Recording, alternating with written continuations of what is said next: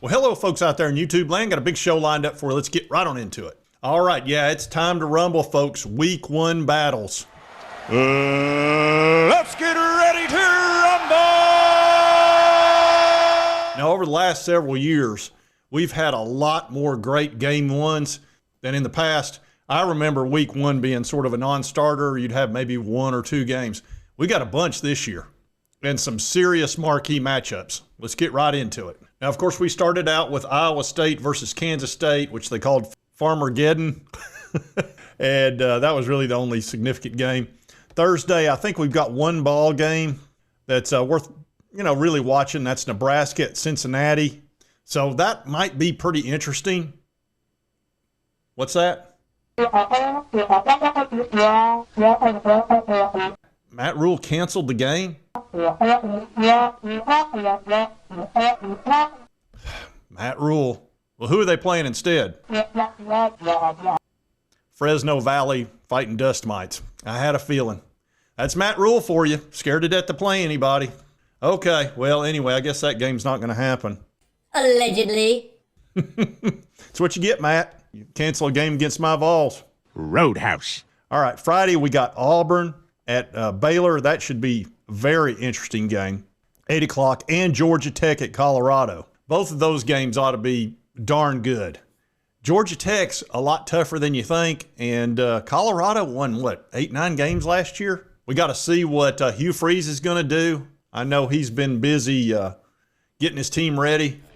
This crowd has gone deadly silent. Cinderella story, out of nowhere. A former greenskeeper now about to become the Masters champion. It looks like I'm a wreck. It's in the hole!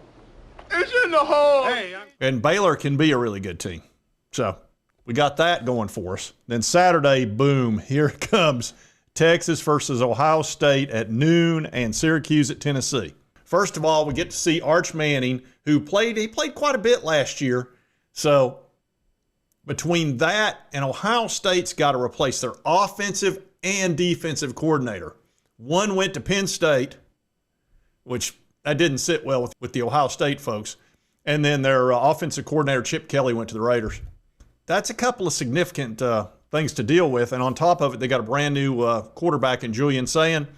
So if this were on a neutral field, I would feel pretty good saying Texas would win this game. But it's at the shoe. And that's about a 7-point advantage. So this is a pick'em game. Let me see what the spread is.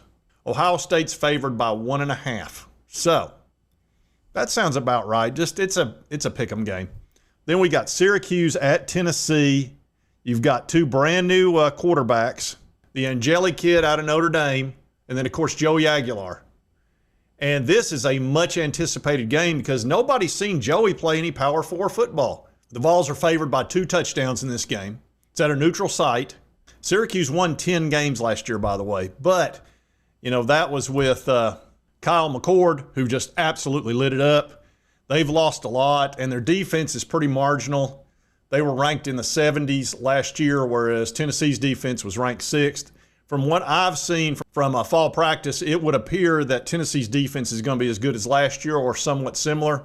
This is going to be a really tough game for Syracuse. The only way I see them winning this is if Joey has a really bad game. And like I said, we really don't know what he's going to do. If he plays pretty well, they should win the game without too much trouble. So I'm feeling like it should be about a 10-point spread, but a lot of people think that Syracuse is going to have a tough time scoring. Angeli is not a mobile quarterback. He can run a little bit, and he's fairly accurate, but he's going to need to be able to run because those edge rushers of Tennessee, they don't care. They're coming for you. It's just the way that it is. So I think Syracuse is going to be up against it. And the blue chip ratio, see, in the Texas-Ohio State game, both those teams are over 80% blue chip ratio, meaning the 4 and 5 stars on their team is at about an 80% rate. Whereas Tennessee is at about 55%, Syracuse is under 10%. So the talent difference is significant, whereas Ohio State, Texas is about even. So Tennessee by 14 feels about right to me. Maybe 10 because we don't know about Joey. I can see Syracuse covering the spread for sure, and they could win. They're not a bad club. You win 10 games the year before, you're not a bad club by any stretch. All right, now here's a very anticipated game, which is Alabama at FSU. Thomas Castellanos pretty much called out Alabama in a major way. They told him that they wouldn't have Nick Saban to save them anymore and that he didn't see any way Alabama could stop him.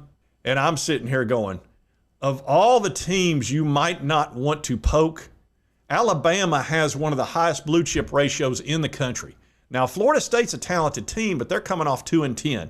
So this is it's at Florida State, though. That should help. But, boy, I tell you, Alabama's going to come in there with their hair on fire. Probably not a team you want to really stoke the fires for. That was kind of unnecessary. I would have rather had them come in kind of like, oh, well, you know, we're just going to sweep up the floor with these guys. They won 2 games last year, and have them take them for granted. That probably would have been the smarter route. But Castellanos is like, well, this team won 2 games last year. They need some confidence. Let me pump them up. So a game worth watching for sure. It feels, let me see what the spread is on this bad boy. All right, 13.5, 2 touchdowns. This could be, oh, man, I don't know. I don't think I would be betting on Florida State. That's just my opinion. All right, then we got another great ball game, LSU versus Clemson. You got 2 of the best quarterbacks in the country, Nussmeier and, of course, Klubnik. And these are top 10 programs. It's at Clemson. LSU has lost 3 straight opening games under Brian Kelly, which and we're sitting here again. We're sitting here again talking about the same things, which puts you behind the 8 ball because you got to go through the SEC after that. He cannot afford to lose his out-of-conference game. This should be a great ball game. Very similar quality teams. It's a must-miss. It's a can't. Yeah. It's a big one. It's a must-watch. It just is. All right, then the game that interests the crap out of me, which is Utah at UCLA at 11 o'clock at night. Utah is favored by 6. This is Nico Iamaleava's first game. I expect him to play pretty well. Utah usually has a really good defense. I would think he'll throw for about 200 yards, probably have a running touchdown and a throwing touchdown. I don't know if that'll be enough to beat the Utes, but should be a very exciting game. It's at UCLA. See, that's, 8 o'clock at night for them. We'll see. It should be packed. Nico's first game. Surely the UCLA folks will show up for this ball game. Sure, Jan. We'll see. They usually don't sell out, but they might for this one. Then we get the bonus of Sunday with South Carolina at Virginia Tech and Miami at Notre Dame. This first game, we get to see Lenora Sellers, first time this season, 3 o'clock in the afternoon. Virginia Tech's an okay team. They're sort of a middle-of-the-road ACC club. This should be a somewhat interesting game. I would expect South Carolina to kind of push them around a little bit. It feels a lot like Tennessee versus Syracuse, but Virginia Tech's not as good as Syracuse was last year. So I would think South Carolina would have a pretty big advantage here, and it's at South Carolina, which is another look. That stadium's not easy to play in. South Carolina's only favored by 8, though. So I think it's because they've got to replace a lot of defensive players on South Carolina's teams. Maybe that's what it is.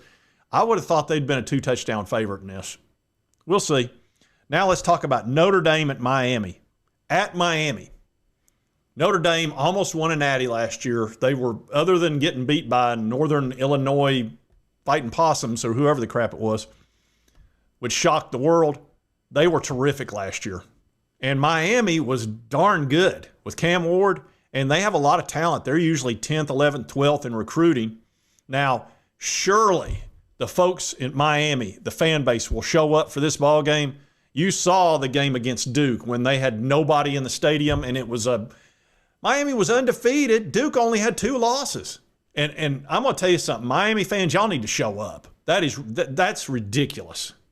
This is not okay. This needs to stop now. Yeah, that just can't happen anymore. Now, here's one saving grace. Notre Dame has fans everywhere. So if Miami fans don't take those tickets, I'll bet you Notre Dame fans will.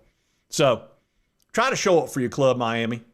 I mean, that is just unacceptable. You got to fill your stadium against a top 10 program like Notre Dame. And then We got the Bill Belichick Open, which is TCU at UNC at 8 o'clock. That'll be the first game under Bill's grand opening as a college coach. This is going to get a lot of views. It kind of feels like Deion Sanders when he took over Colorado. We might get a lot of viewership for North Carolina this year since it's his first season. I'm sure after the game, regardless how it goes, he'll tell everybody on to Pittsburgh, on to Pittsburgh. You won't get us. Well, he might smile if they win. It's up to Jordan, really. We all know Jordan calls the shots around Bill and UNC. Sorry, I just thought it'd be nice if people knew we were a couple. But hey, that's a great Monday game. One thing that I do like is that now not all the games are on Saturday. We're getting something on Thursday. We're getting something on Friday, Sunday, Monday. We get a little taster of a big-time program, of a big-time game, which is nice. So this is it, folks. Off-season's over. It's time to rumble, and let's do this. And if you like this content, be sure to hit that like button. Let's continue to cover all these big college sports stories. If you've not subscribed, boom, boom, and boom. Hit that button right there. It won't cost you a dime. Help you get my videos. And right over here is the most recent video. YouTube thinks you'll enjoy. We'll see you next time on Sports Talk Jay.